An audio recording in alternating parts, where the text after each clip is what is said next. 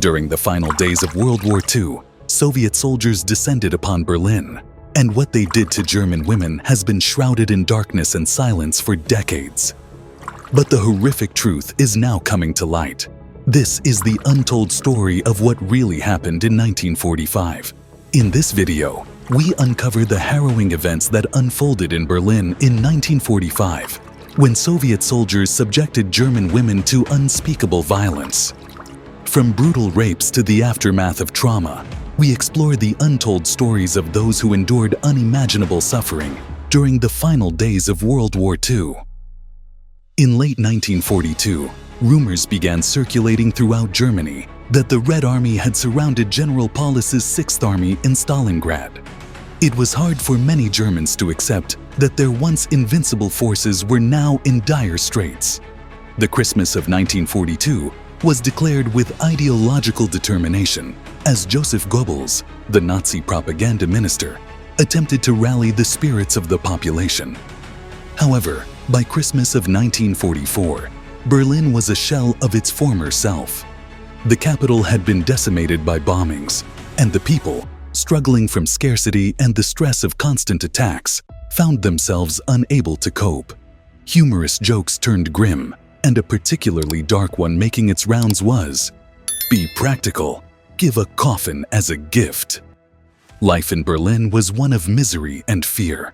The population of 3 million was packed into overcrowded shelters, trying to survive the nightly air raids. The shelters were so cramped that people could hardly move, often crowded together in layers of clothing, trying to stay warm. The initials LSR stood for Luftschutzraum, or air raid shelter, but they were better known for their more cynical meaning, learn shell rouses, or learn Russ quickly. People no longer greeted each other with Heil Hitler, but instead with BL Übrig survive, reflecting their focus on merely surviving. Fear was widespread, fueled by Nazi propaganda that highlighted the atrocities committed by the Red Army in places like Nemmersdorf. By December 1944, the Allies launched an offensive in the West, briefly lifting morale. However, as Berliners celebrated the possibility of miracle weapons, Hitler's refusal to address the growing threat from the East was evident. Despite warnings from his commanders about the Soviet buildup, Hitler remained fixated on fighting in the West, which led to a disastrous decision in early 1945. The Soviets began their massive offensive on January 13, 1945, quickly advancing into East Prussia. German resistance was fierce, but by January 24th, Soviet forces had reached the gates of Königsberg. The German forces' response to this threat was chaotic and poorly coordinated. Many Nazi leaders, including the local party official Gauleiter Erich Koch, fled their posts, abandoning civilians to face the advancing Soviet forces. The refugees fleeing the region were subjected to freezing temperatures and brutal conditions, and many were shot by Soviet soldiers. The Red Army's advance was marked by widespread violence, looting, and the brutal treatment of civilians, including rampant rapes. As the Soviet forces advanced further westward into Germany, they encountered villages and towns utterly destroyed by German occupation forces. The war had come full circle, as the horrors that had been visited upon the Soviet Union now played out on German soil. As the Soviets moved through East Prussia and into Berlin, the civilian population, already suffering from bombing and deprivation, was forced to face a new nightmare: occupation by the Soviet forces. As the Soviet forces neared Berlin, the Nazi regime issued desperate orders for civilians to defend their homes, and many German soldiers began deserting, while others dressed in civilian clothes to avoid the advancing Soviet troops. The final stages of the war saw Berlin in complete chaos, with Nazi leadership crumbling. On January 23, 1945, the resistance linked to the failed July 20th plot to assassinate Hitler saw members executed in cold blood, and the city's infrastructure was systematically destroyed by Hitler's orders. Meanwhile, the Soviet forces prepared for their final assault on Berlin. By the time Soviet forces entered Berlin, they faced little resistance from the exhausted and demoralized German forces.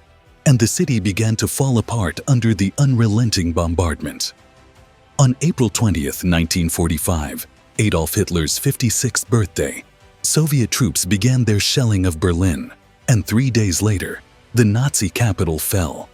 Berliners, once proud of their city, were now struggling just to survive. The shelters were overcrowded, water was scarce, and sanitation was non-existent. Hygiene became a dire problem, and people were forced to make do with what little they had. As the city was bombed, many sought shelter in bunkers, while others tried to escape the relentless assaults by fleeing to other parts of Germany. However, most of these efforts were futile. In Berlin, food was scarce, and alcohol became a source of solace for both civilians and soldiers. Soviet soldiers, drunk and filled with anger and hatred, turned their aggression on the German population. In the aftermath of the city's fall, Soviet soldiers committed horrific acts of violence against Berlin citizens. The violence was widespread and indiscriminate. Women of all ages were brutally raped by Soviet soldiers, and the crimes were often carried out in front of their families. For women, the nightmare did not end with the fall of the city. The next phase of the occupation was even more traumatic. The Soviets used rape as a form of revenge, and no one was spared. Women were often gang-raped, and many were murdered afterward. The brutalization of women during the Soviet occupation of Berlin was not limited to the streets. It also took place in bunkers, apartments, and homes. There were reports of Soviet soldiers entering hiding places and committing unspeakable acts of violence against women, often in front of their families. The rapes were not just confined to young women, but also included elderly women, some in their 70s. Even Jewish women who had survived the Holocaust and emerged from hiding were not spared, despite hoping that their Jewish identity cards would offer them protection. The brutal treatment of women in Berlin marked just another chapter in the horrors of war.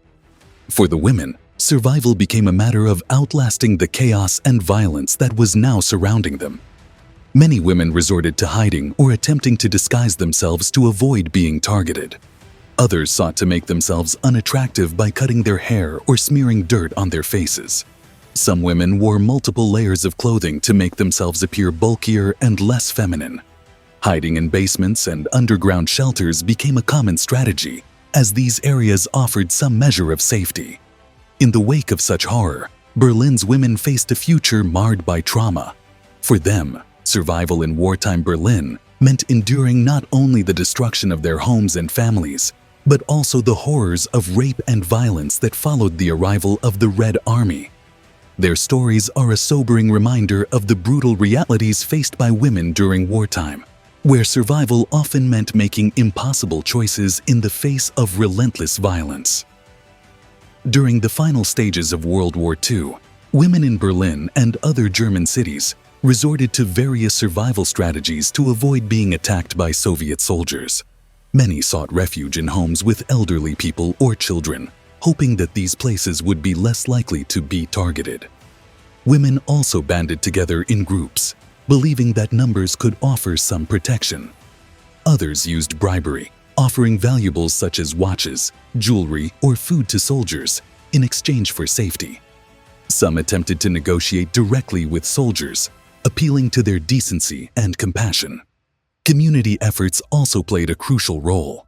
Groups of women created makeshift barricades in homes and basements and organized watch shifts to alert one another of impending danger.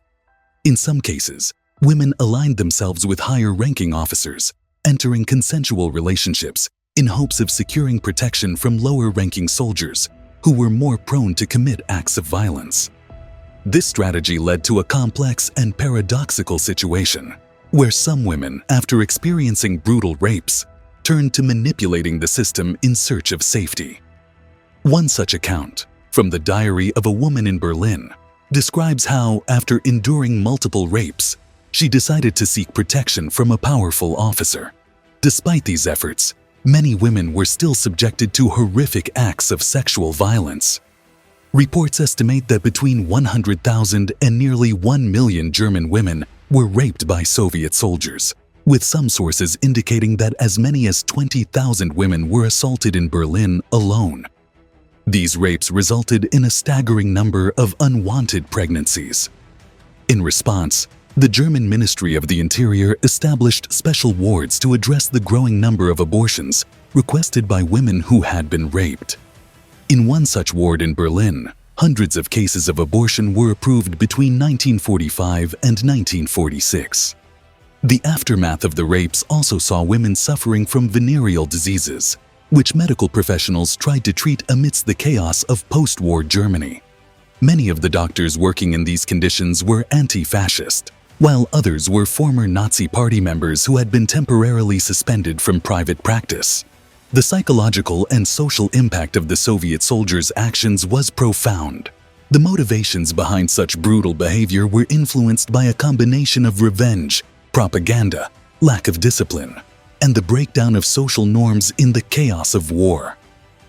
The Soviet soldiers, fueled by years of brutal fighting and constant loss, often acted with a mindset that justified such violence against the German population. The soldiers had been exposed to intense anti-German propaganda, which depicted the Germans as enemies deserving punishment. As they advanced into Germany, many soldiers viewed their actions as retaliation for the atrocities they had encountered during their liberation of Soviet territories. The environment created by the rapid Soviet advance, combined with widespread drunkenness, a lack of military discipline, and the trauma of war, contributed to the soldiers' willingness to commit atrocities. In this context, war crimes became more commonplace, as the soldiers were encouraged by their leaders and propaganda to take revenge on all Germans, regardless of their direct involvement in the conflict. The Soviet leadership, particularly Stalin, responded to accusations of mass rapes committed by the Red Army with denial and deflection. The complexities of addressing such crimes were compounded by the political and military climate at the time, which prioritized the war effort over the rights and protection of civilians. As we reflect on these painful events, let it remind us of the importance of remembering history, acknowledging its atrocities, and ensuring such horrors are never repeated. Thank you for watching, and don't forget to like, share, and subscribe for more in-depth explorations of untold historical stories.